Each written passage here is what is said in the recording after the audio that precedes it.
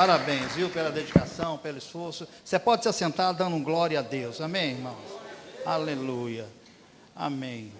Bom, nós estamos, num feriado, muitos irmãos viajando, mas mesmo assim é uma alegria receber vocês. Vocês são muito bem-vindos no nome de Jesus Cristo. É um dia todo especial, que a gente aguarda chegar e poder participar, compartilhar de uma porção da palavra do Senhor, amém? E você está aqui hoje com um propósito, amém? Depois você conversa, amém? Mas deixa eu dizer uma coisa para você. Você já entendeu por que você vem aqui todas as semanas? Qual é o motivo? Qual é o propósito? Por que você está aqui? Qual é a finalidade?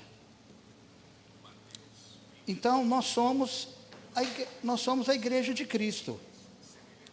Aí você desliga isso aqui para mim. Só um minutinho, meus irmãos. Obrigado, viu? Então, nós temos um propósito de sermos edificados, de sermos fortalecidos. Deus quer falar conosco. Amém? Deus quer nos instruir, quer nos fortalecer. Muitas vezes, algumas pessoas estão assim tristes, esmorecidas, decepcionadas, frustradas, talvez com seus sonhos frustrados, ou algum problema, quer seja ele emocional, financeiro, material, algum problema em casa. Melhor desse? Aleluia, melhorou, está ótimo, obrigado, viu? Então, é um momento que Deus usa o pregador para ministrar sobre o seu coração. Muitos durante a semana não têm tempo de ler a palavra, alguns não oram, mas aqui é o momento de você se envolver com Deus, com a palavra. Então eu quero sugerir a você, não se desvirtue, não perca a sua bênção, sabe? Porque Deus ama você. Deus ama você de uma forma tão sobrenatural, que Ele deu o seu único filho, Jesus Cristo, para ter uma morte tão terrível, mas para pagar o preço dos nossos pecados. Às vezes a gente acha que a gente é tão bonzinho, ou que a gente era, filho de Deus, mas nós não éramos filhos de Deus, nós éramos criaturas, e Deus queria resgatar essa comunhão e nos trazer de novo para o convívio dele, para a família dele, nos tornando filhos. Então o preço que precisava ser pago era um preço de sangue, e Jesus pagou esse preço de sangue. O preço foi pago. Sabe, nós erramos tanto durante a nossa vida, e Deus não nos consome, Deus não nos mata, muito antes, pelo contrário, o amor dele continua fluindo a nosso favor. Tantas situações acontecem, situações que a gente não queria, situações que a gente não queria acontecem, mas Deus está sempre perdoando, a mim e a você. E eu quero dizer isso para você: se posicione como filho. Não é só aqui dentro não, lá no seu trabalho, na sua escola, na sua faculdade, na sua casa, aonde você for. Mas quando você estiver aqui, você tem uma reverência especial, sabe? Porque a Bíblia garante que onde 2 ou mais se reúnem, Ele está presente. Sabe o que acontece? O Senhor está presente aqui, não apenas por minha causa, mas por nossa causa. Nós estamos aqui, e Ele quer curar, quer restaurar, quer te dar esperança, quer te fortalecer, quer operar um milagre na sua vida, Então aproveite esse momento da presença de Jesus. Olha, homens e mulheres na Bíblia fizeram coisas que nós nem imaginamos, que talvez nós nem tivéssemos coragem de fazer, mas eles fizeram. Eles enfrentaram multidão, eles gritaram, fizeram tudo para ter a atenção de Jesus. E hoje você está aqui, tendo a atenção de Jesus. Ele está olhando para você, e Ele vai falar com você, amém?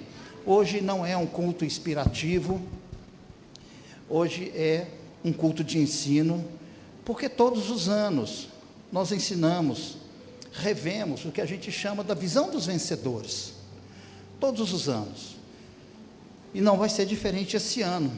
E enquanto o Senhor me der saúde, me der graça, enquanto o Senhor quiser que eu esteja aqui nesse lugar, eu quero falar com você sobre essa visão, que é bíblica, a visão dos vencedores, porque a Bíblia diz que nós somos mais do que vencedores, mais do que vencedores. Você já pensou nisso? Mas deixa eu dizer uma coisa para você, às vezes, legalmente, nós somos mais do que vencedores, mas experimentalmente, ou seja, nós não experimentamos essas vitórias, isso que Deus tem para nós. E Deus nesses dias quer restaurar isso na sua vida. Deus quer que você experimente tudo dele. E eu quero dizer uma coisa para você, é infinito, não tem limite, a graça, o favor, a misericórdia, o amor, não tem limite. O que Deus tem para você não tem limite. Amém? A questão toda é o seguinte, eu vou me abraçar a isso, eu vou aproveitar disso. Amém, irmãos? Então, eu quero hoje compartilhar com você sobre as parábolas, começar as parábolas de Jesus. Jesus usou muito de parábolas, mas antes de eu ler as parábolas, vou compartilhar com você as parábolas que estão em Mateus 25, são duas parábolas, vai ser uma essa semana e outra parábola a semana que vem. Então, essa semana hoje especificamente, a parábola das 10 virgens. Mas antes disso, porque elas estão no capítulo 25, mas antes disso, eu quero muito compartilhar com você, sabe o que? Mateus 24, eu não vou pregar sobre Mateus 24, mas eu quero ler com você Mateus 24, para você entender por que nós precisamos ser mais do que vencedores, por que nós precisamos estar prontos, por que nós precisamos estar andando na presença do Senhor e ouvindo. Então você, por gentileza, abre a sua Bíblia, no Evangelho de Jesus Cristo, segundo Mateus, no capítulo 24, versículo 1.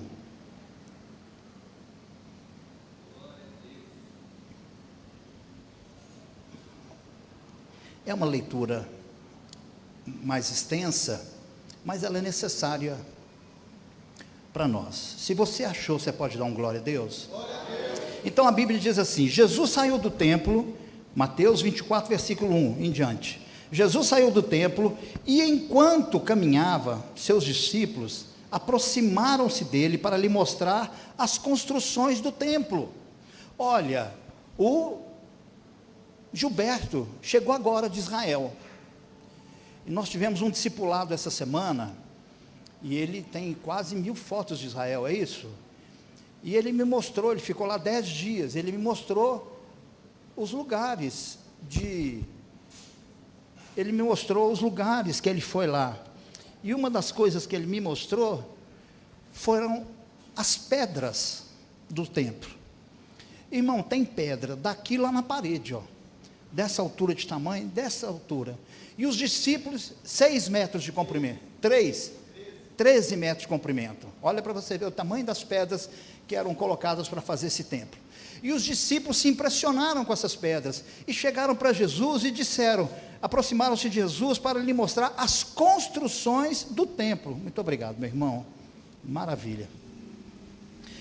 Ele disse assim, e Jesus respondeu, versículo 2, vocês estão vendo tudo isso? Perguntou ele. Eu garanto que não ficará aqui pedra sobre pedra, serão todas derrubadas.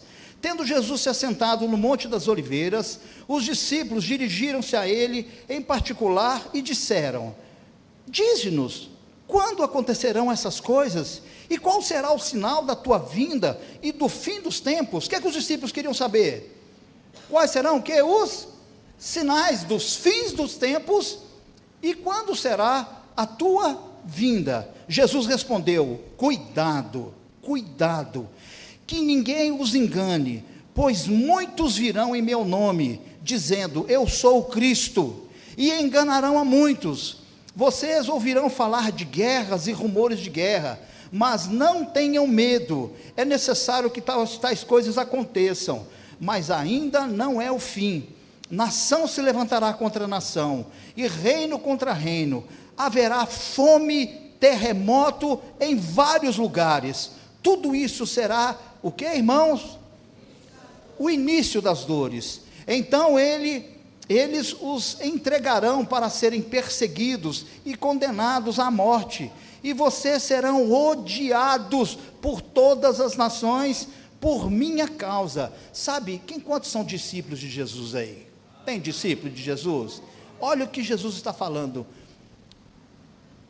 que vocês serão entregues para serem perseguidos e condenados à morte, e vocês serão odiados por todas as nações por minha causa. Olha o que Jesus está dizendo. Naquele tempo, muitos ficarão escandalizados, trairão e odiarão uns aos outros, e numerosos falsos profetas surgirão e enganarão a muitos. Devido ao aumento da maldade, o amor de muitos esfriará, mas aquele que perseverar até o fim será salvo. E este evangelho do reino será pregado em todo o mundo, como testemunho a todas as nações, e então virá o fim. Assim, quando vocês virem o sacrilégio terrível, do qual falou o profeta Daniel, no lugar santo, quem lê entenda, então os que estiverem na Judéia, fujam para os montes. Quem estiver no telhado da sua casa, não desça para tirar dela coisa alguma. Quem estiver no campo, não volte para pegar seu manto. Como serão terríveis aqueles dias! Como serão terríveis aqueles dias! Para as grávidas e para as que estiverem amamentando.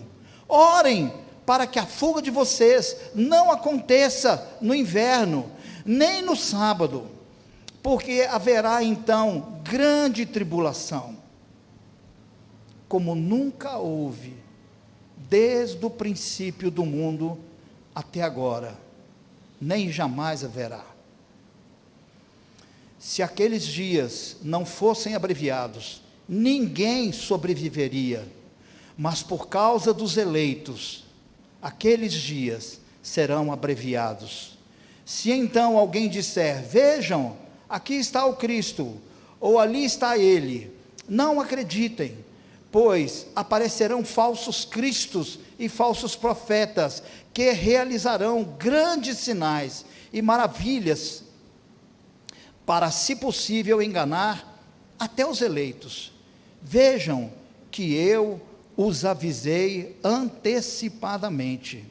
Assim, se alguém disser, ele está lá no deserto, não saiam, ou ali está ele dentro da casa, não acreditem, porque assim como o relâmpago sai do oriente e se mostra no ocidente, assim será a vinda do Filho do Homem.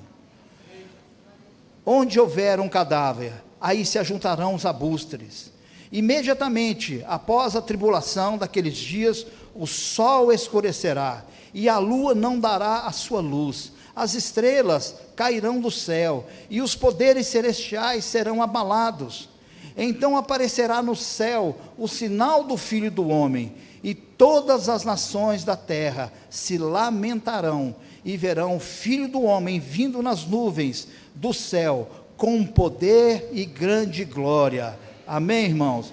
E ele enviará os seus anjos, com grande som de trombeta, e estes reunirão os seus eleitos dos quatro ventos, de uma e de outra extremidade do céu. Aprendam a lição da figueira, quando seus ramos se renovam, e suas folhas começam a brotar. Vocês que o verão está saibam que o verão está próximo. Assim também, quando virem todas essas coisas, saibam que ele está próximo, às portas. Eu asseguro a vocês, que não passará essa geração, até que todas essas coisas aconteçam. os céus e a terra passarão, mas as minhas palavras jamais passarão. Quanto ao dia e a hora, ninguém sabe, nem os anjos do céu, nem o Filho, senão somente o Pai. Como foi nos dias de Noé, assim também será na vinda do Filho do Homem.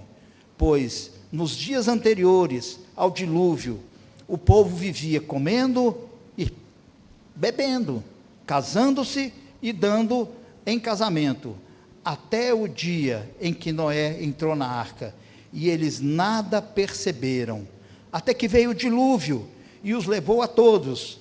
Assim acontecerá na vinda do Filho do Homem. 2 homens estarão no campo, um será levado e o outro deixado. 2 mulheres estarão trabalhando no moinho, uma será levada e a outra será deixada. Portanto, vigiem. Irmão, olha o alerta de Jesus. Eu estou lendo tudo isso aqui porque nós vamos entrar em Mateus 25. Olha o chamado dele, portanto, vigiem. O que é vigiar? É não ficar disperso, é ficar atento, é ficar vigilante, é estar pronto. Ele diz assim, portanto, vigie, porque vocês não sabem em que dia virá o seu Senhor. Porque ele virá. Mas entendam isso, se o dono da casa soubesse a que horas da noite o ladrão viria, ele ficaria de guarda e não deixaria que a sua casa fosse arrombada. Assim, vocês também precisam estar preparados. Fala para o seu vizinho, você precisa estar preparado. Porque o Filho do Homem virá. Que horas, irmãos? Numa hora em que vocês menos esperam. É como está na minha versão. Quem é, pois, o servo fiel?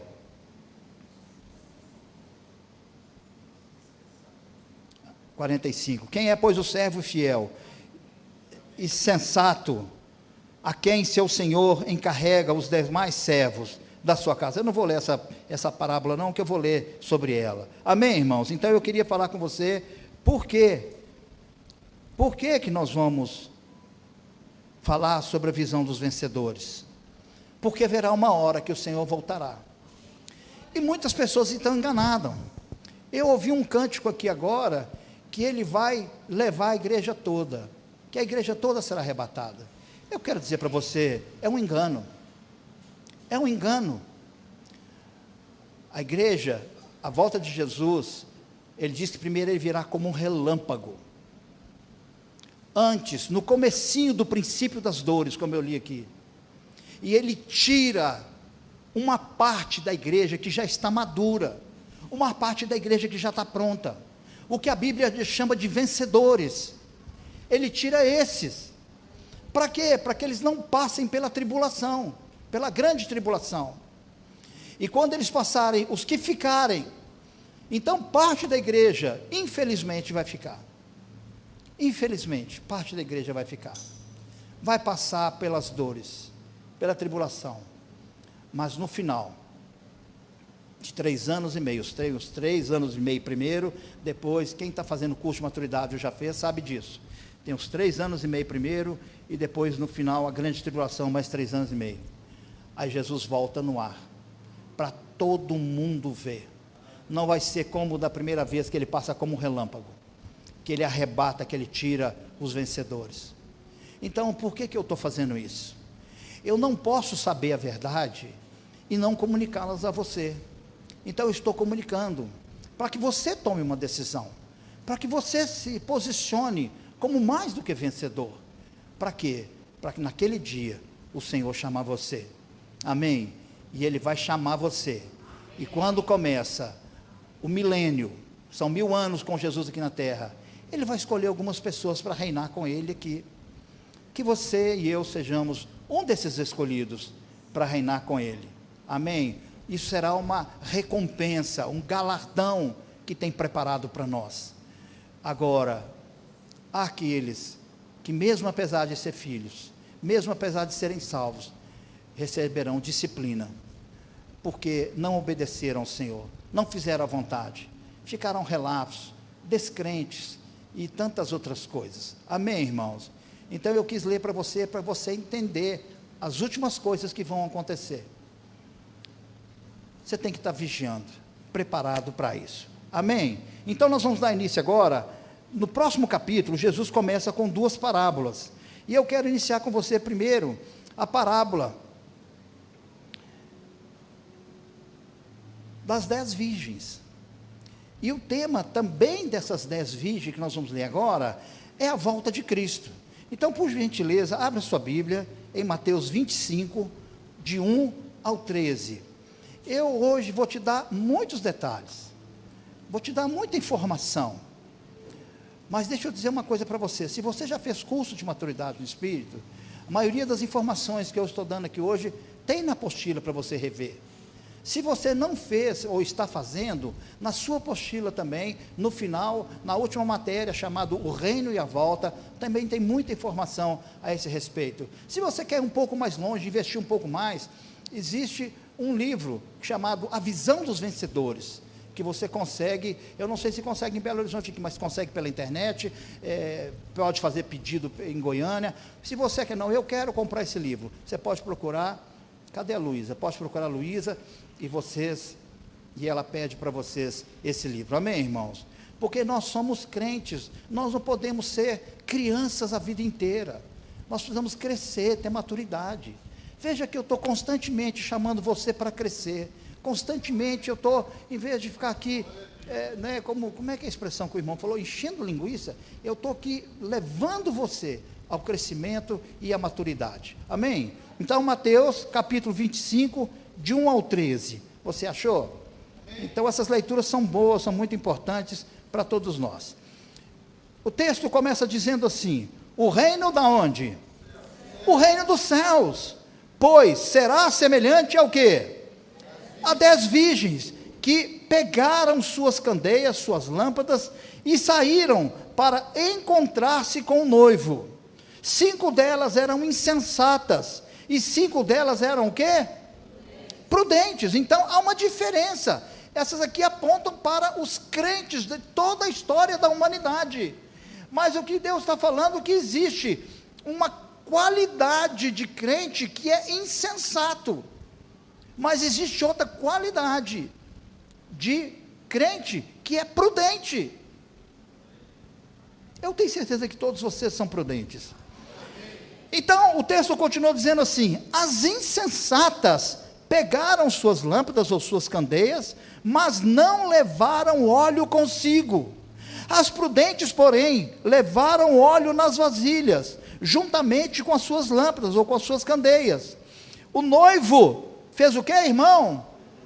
O noivo demorou a chegar, e todas ficaram com sono e adormeceram. Deixa eu dizer uma coisa para você: tempo é uma coisa que mais faz crente cair.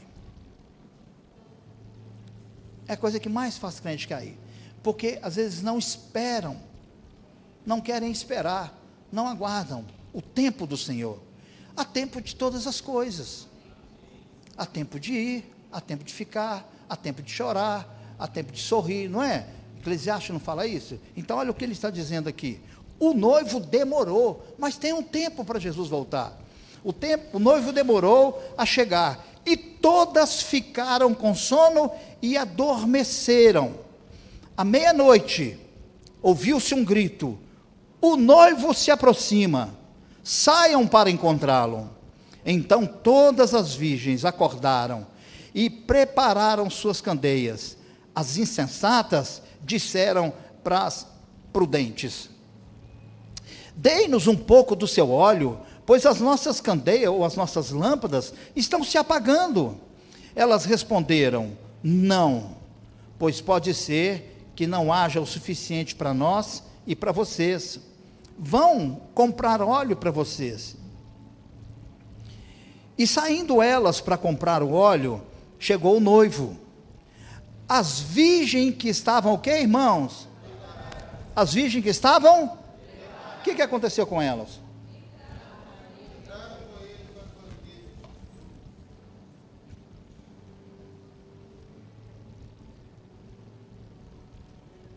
E saindo aquelas que não estavam preparadas, chegou o noivo. Quem é o noivo, irmãos? Chegou Jesus. As virgens que estavam preparadas entraram com ele para o banquete nupcial.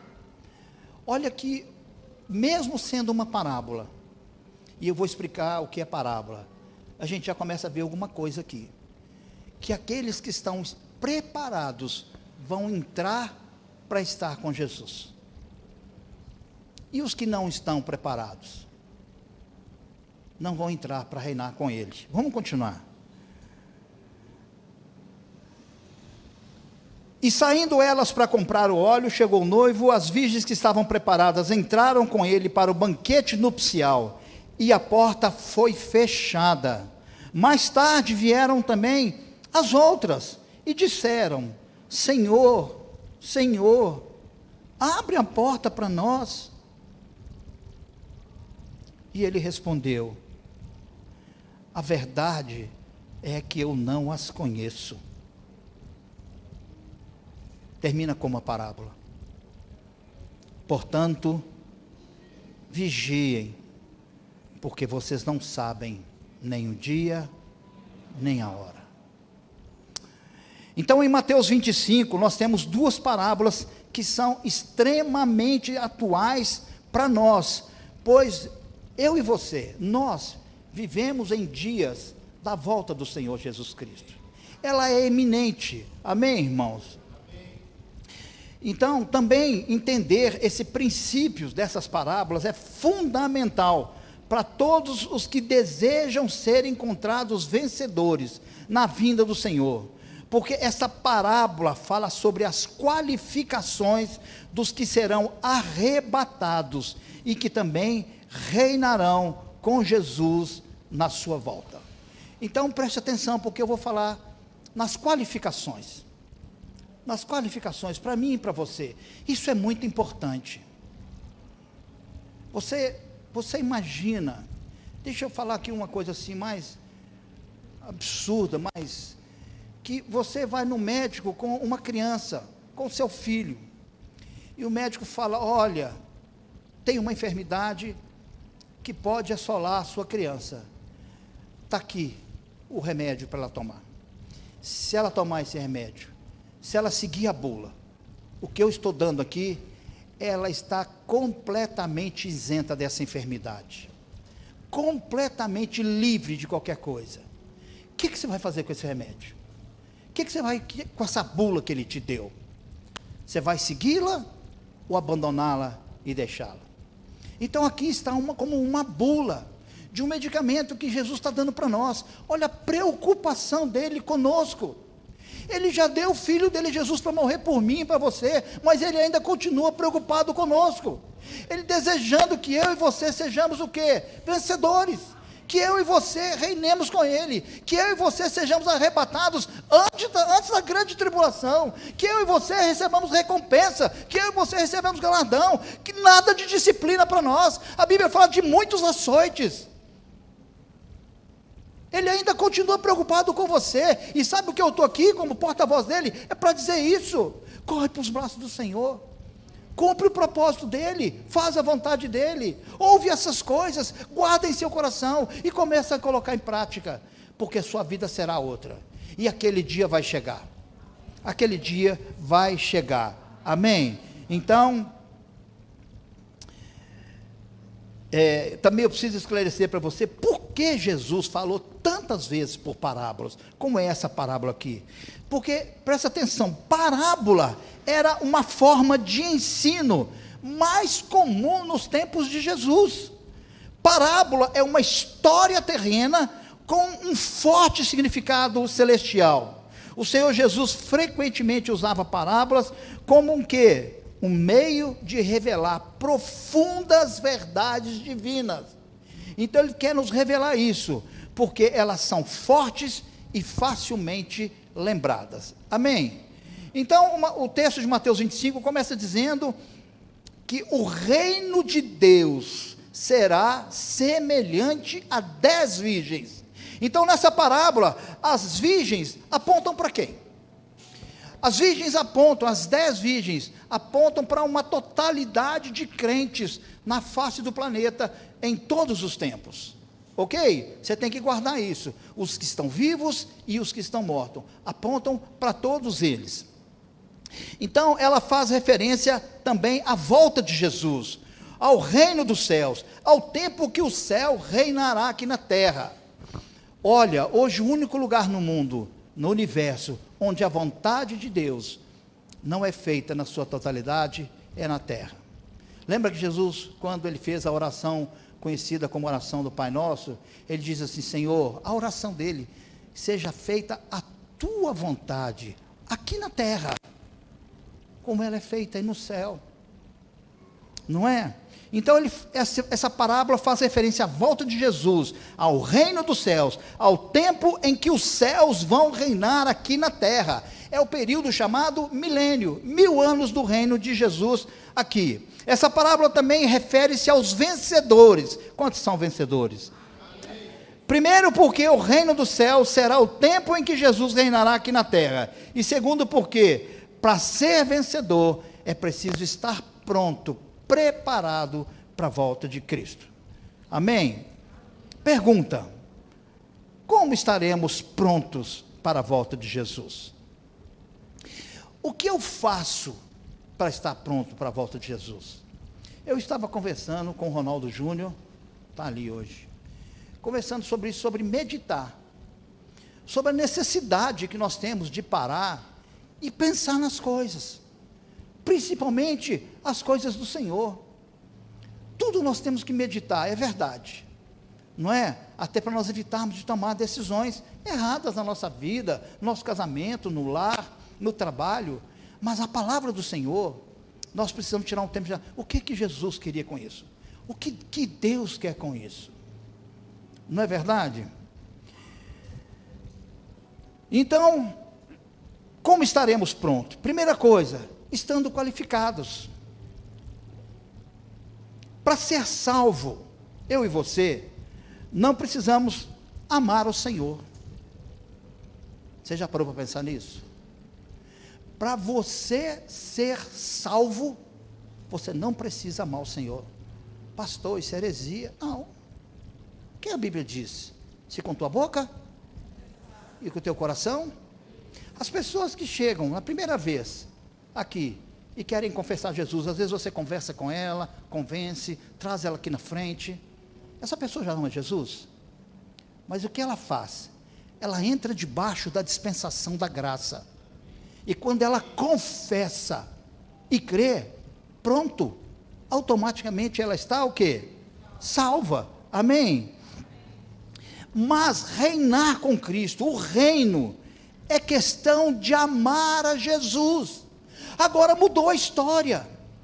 Então eu e você passamos por aquele processo de aceitar a Jesus, mas à medida que nós vamos caminhando, à medida que você vai participando da célula, à medida que você vai ouvindo a palavra, à medida que você vai lendo a Bíblia, à medida que você vai vendo o amor dos irmãos, você também vai recebendo o Espírito Santo e você começa a amar o Senhor.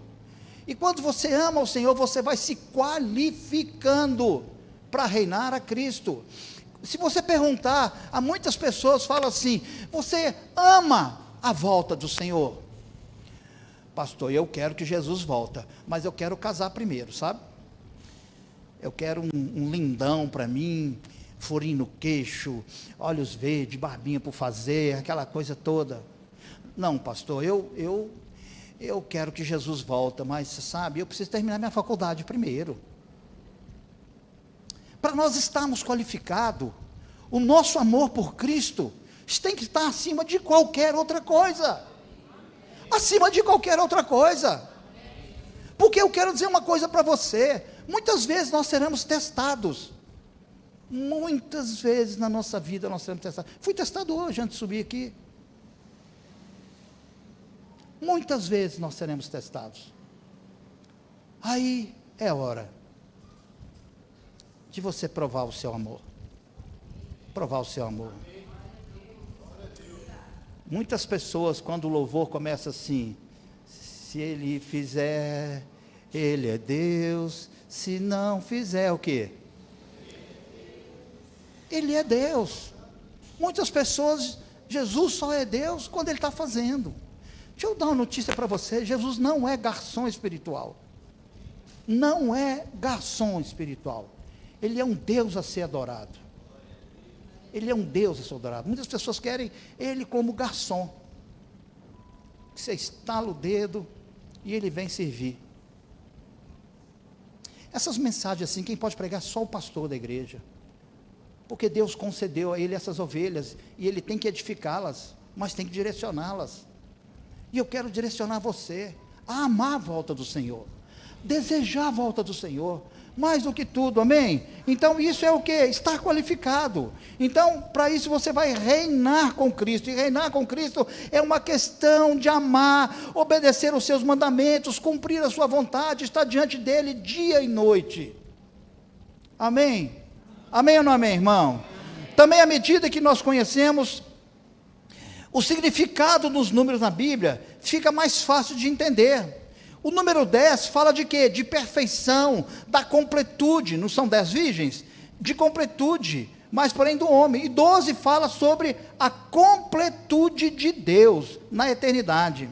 Também precisamos entender que as virgens fala de pureza e nunca de pecaminoso. Gente, tem gente que fala assim, são 10 virgens, 5 prudentes e 5 nécias. Ah, essas nécias, não, irmão, eram crentes, eram virgens, a Bíblia chama elas de virgens, falando da pureza delas, amém, irmãos? Então as 10 virgens se referem a todos os crentes de todas as épocas, portanto são todos os salvos que nasceram de novo, foram santificados e lavados pelo sangue de Jesus. Quem são as virgens? Todos os crentes, de todas as épocas, de todos os tempos. Só que há 2 tipos de crentes, não é verdade? Então, perceba que essas virgens são 2 grupos. O número 5 na Bíblia representa responsabilidade. Então, deixa eu dizer uma outra coisa para você. Eu vejo muitas pessoas dizendo assim, ah, Deus é pai. Claro que é, até eu sei disso. Mas você tem responsabilidades. Vocês têm responsabilidade. Eu não vou entrar nesse mérito agora, mas teve pessoas que jogaram para Jesus, falou com ele assim, se tu podes, Jesus falou, se eu posso, tudo é possível ao que crê. Muitas pessoas querem jogar responsabilidade para cima de Jesus. Jesus aqui, o Senhor vai ter que fazer eu reinar com o Senhor, o Senhor vai ter que me arrebatar, o Senhor vai ter que isso, aquilo. Irmão, a responsabilidade é nossa. A responsabilidade é nossa, o preço Ele já pagou, a fé é sua. Toda a Bíblia Ele diz a mesma coisa, seja feito conforme, Ele diz a minha fé? Ah não, Ele diz a tua fé. Ele diz a tua fé.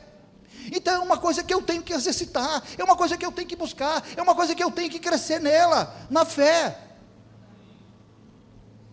Porque sem ela, todos nós sabemos que é impossível agradar a Deus, não é verdade? Agora, então a Bíblia diz que haviam 5 nécias e 5 prudentes. O que significa essa palavra nécia? 5 virgens. Havia 5, uma qualidade de crente, né? Um número de responsabilidade, 5, que eram nécias. O significado de nécia, irmão, é tolo, tola, imprudente, insensato.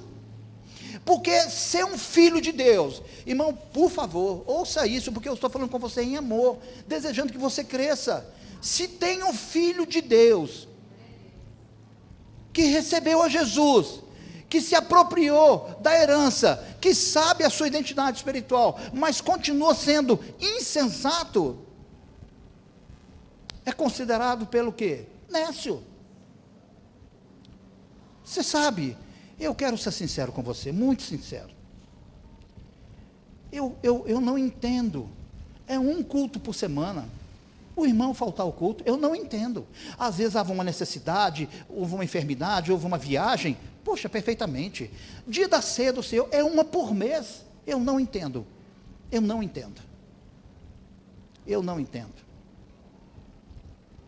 Alguns irmãos viajam comigo. O Juninho que mais viaja, mas eu já levei até 20 pessoas junto comigo para a praia, e sabe que dia de domingo, você não precisa falar nada comigo, porque eu estou no culto, não interessa qual capital do Brasil eu esteja, Eu estou no culto, porque eu vou cultuar o Senhor, eu não tirei férias de Deus, nem você. Então eu quero, em nome de Jesus, te encorajar a ser um crente fiel, não atrasa, não falta. Irmão, é outra coisa chegar atrasado, misericórdia. Por que no seu trabalho você não chega atrasado? Por quê?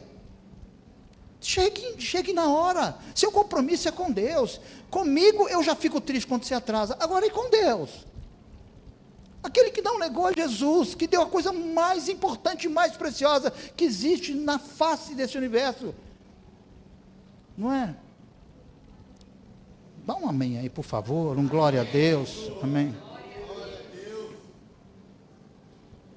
Nécio significa tolo, insensato, imprudente, pessoa imprudente, não é verdade? Então, essa palavra está aqui, é a mesma que está em Mateus 7,26, é a mesma palavra, quando aquele homem constrói aquela casa sobre a areia, é a mesmíssima palavra, não é verdade?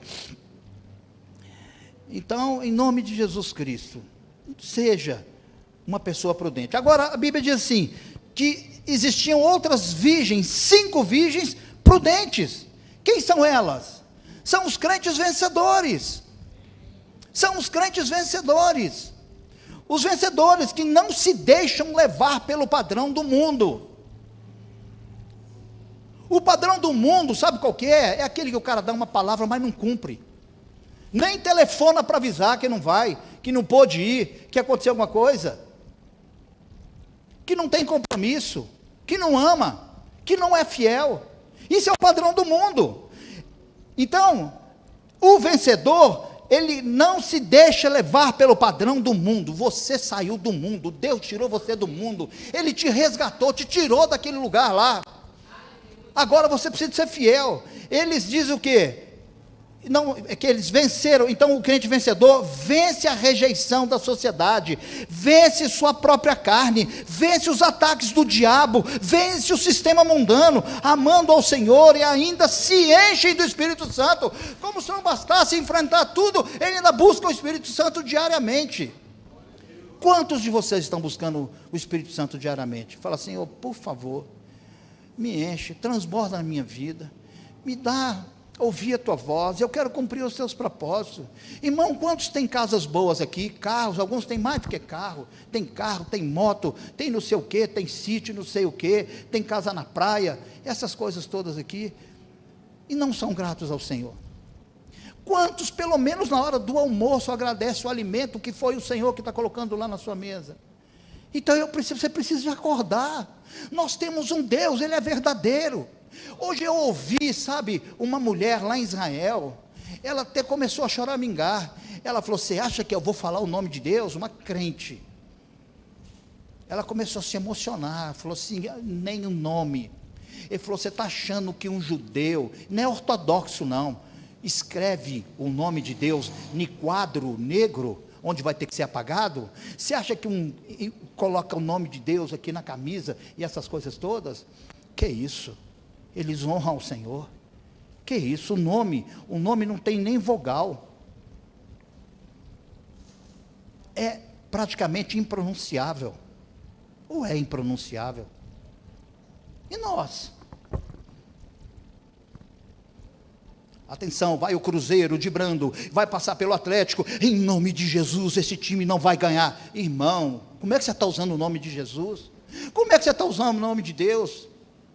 Deus está nos chamando hoje para outra coisa, para ser vencedor. Coisinhas que passam despercebido no dia a dia, Deus está observando. Como é que Ele vai colocar alguém na frente se não é discípulo de verdade, se não ama Ele? Porque luta e tribulação e problema e dificuldade vai ter todo dia, toda hora. Mas Ele quer fazer com você o que Ele quer. Reinar com você. Irmão, Ele quer que você reine com Ele. Cristo quer isso. Elas não se deixam levar pelo padrão do mundo. Elas sofrem todas as consequências, a incompreensão, né? Mas eles vencem a rejeição da sociedade, vencem a sua própria carne e vencem os ataques do diabo. Esses são os crentes vencedores.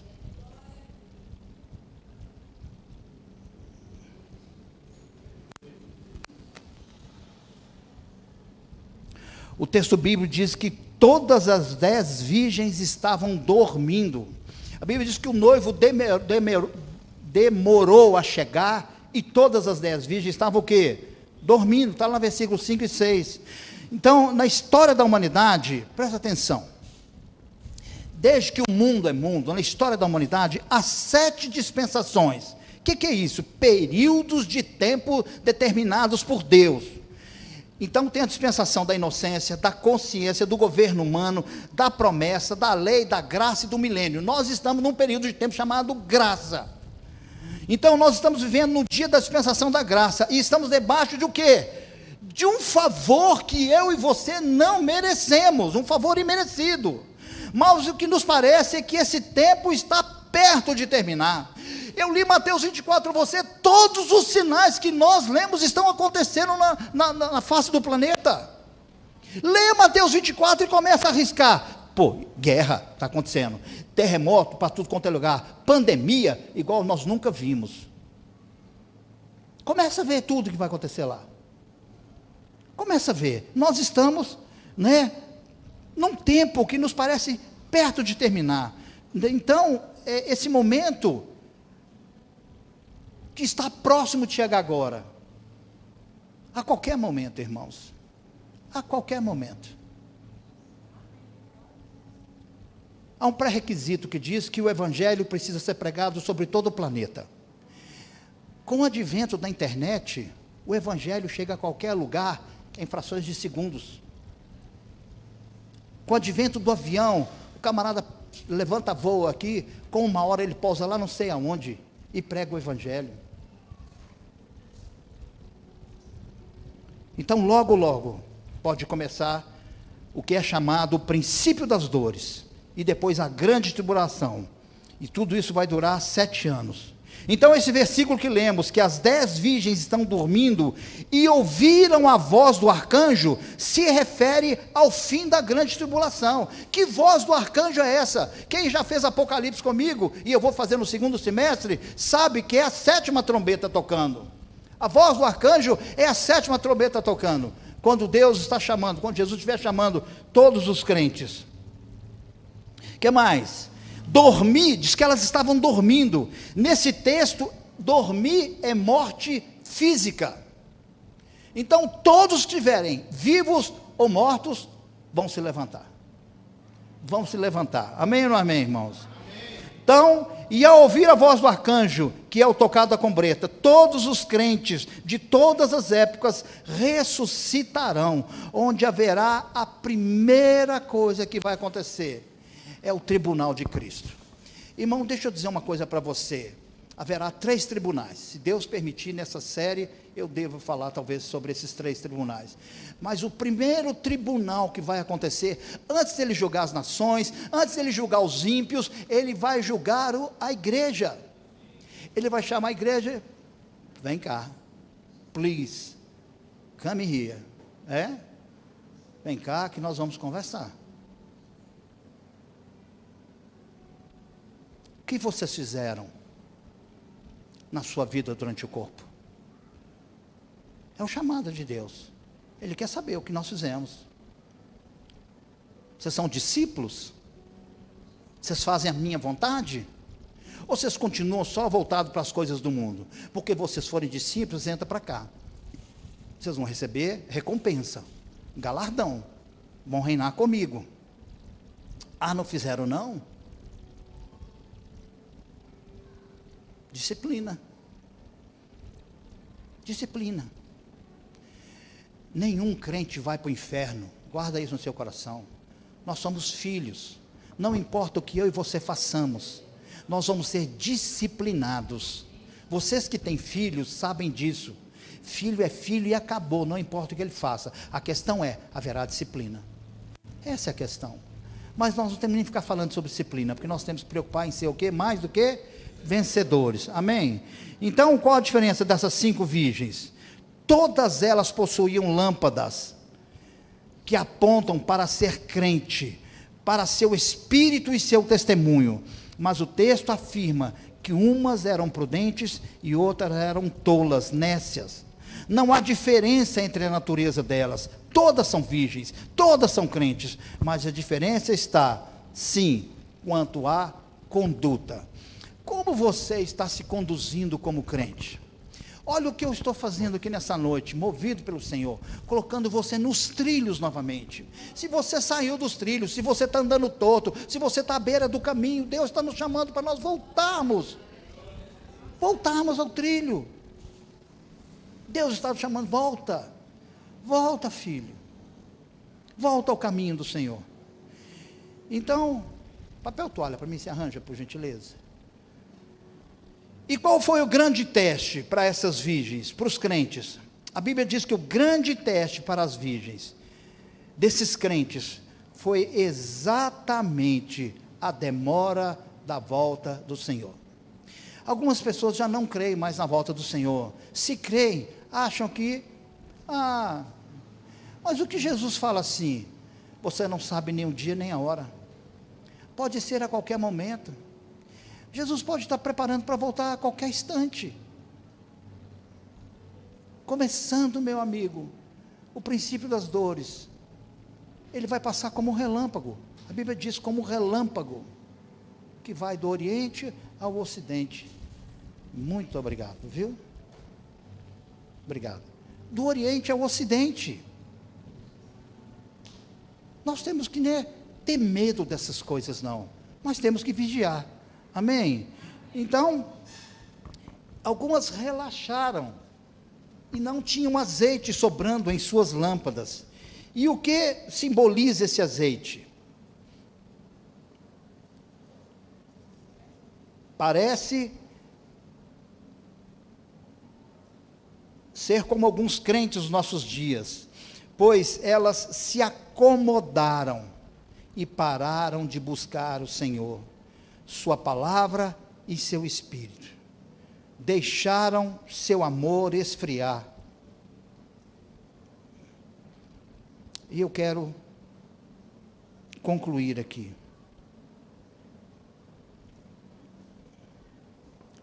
Devido ao nosso horário, irmãos. O que mais eu aprendo? Ser crente e vencedor, então, não é apenas confessar a Jesus, ou só ter um bom caráter, ou ser honesto, ou apenas ir ao culto, ou apenas ir numa célula. Crente vencedor também faz essas coisas, e é extremamente importante que elas façam isso. Recebam a Jesus, vão no culto, participem da ceia, sejam batizados, aceitem. Como é que você vai ser um crente vencedor, se a maior testemunho que um homem pode dar, que recebeu a Jesus, que ele é nova criatura, é passar pelas águas, dizer que o velho homem morreu, e que o novo homem nasceu? Não é verdade?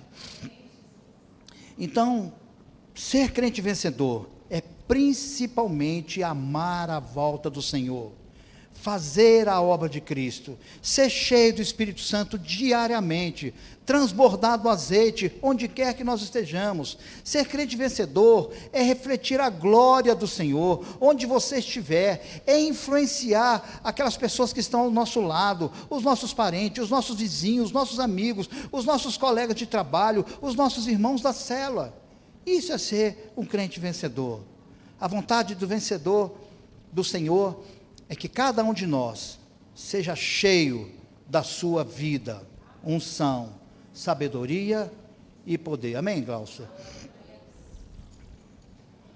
Então eu quero chamar o louvor. Deus está procurando nesses dias o que está no versículo 8 e versículo 9. Pessoas que estejam com azeite sobrando. E azeite custa caro.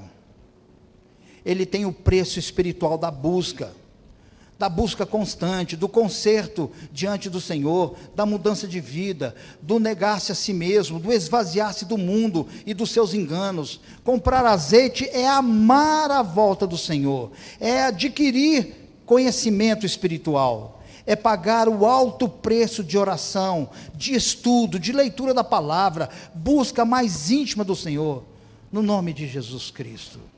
Amém. Eu quero concluir para você, porque o texto termina dizendo assim, olha que texto, da primeira parábola que Jesus disse. Ele conta para os discípulos, ele senta lá no monte e conta tudo o que vai acontecer. Aí depois que ele conta tudo, ele conta a primeira parábola, essa que nós acabamos de ler. Mas ele termina dizendo assim: as virgens que estavam preparadas entraram com ele para o banquete. Jesus também era judeu, e eu não sei se você sabe, que na cultura hebraica, quem entra para comer, ninguém mais entra, também ninguém mais sai, ninguém fica andando. Então quem entrou, quem vai participar, porque comida, ceia, refeição, é uma coisa muito séria, aponta para aliança, aqueles que estão aliançados com ele.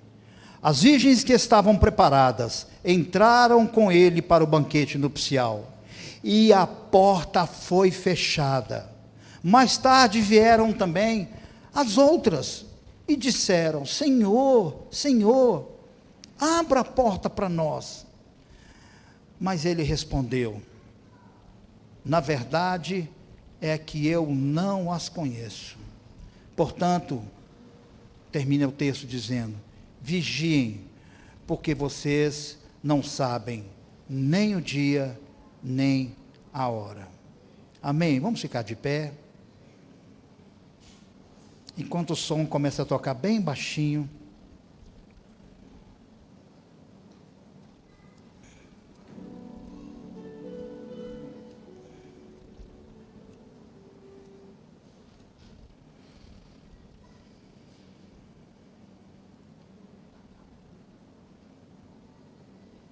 Sabe o que assusta? É que só 5 entraram. Só 5 entraram. 5 na Bíblia, não foi à toa que Jesus citou 5. 5 é o número da responsabilidade. Jesus está dizendo, a responsabilidade de entrar para as núpcias com o Cordeiro é sua. É você. A decisão é toda sua. É você estar amando o Senhor. É você estar preparado.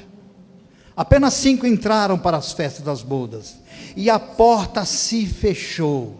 E a festa que acontecerá por volta da volta de Jesus, todos serão chamados, mas nem todos participarão. Somente os qualificados, os vencedores. Nessa noite, é noite de nós fazermos uma avaliação.